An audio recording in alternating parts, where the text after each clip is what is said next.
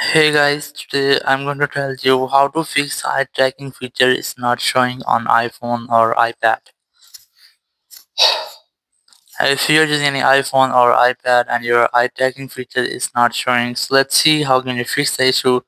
So the very first you have to update your iPhone if you're using any iPhone lower model than iPhone 15, so it might be that eye tracking feature is not supported by your iPhone, or if you're using iPhone 15 or the latest model of your iPhone, or if you're still having the same issue that your eye tracking is not showing. So let's see how can you fix the issue. The very first thing is that you have to open your settings, go for general, go for software update, and you have to try to update your software. Once you have updated your software, your issue will be fixed.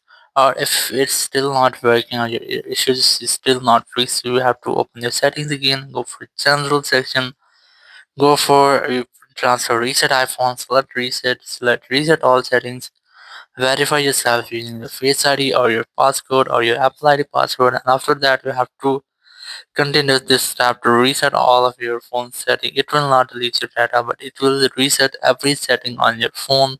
So if your eye tracking has been disabled by your iPhone settings, it will be fixed in the step, or you can try to make a forced restart to get your eye tracking feature back, because sometimes there will be any issue or any glitch with your iPhone, so some features are not available.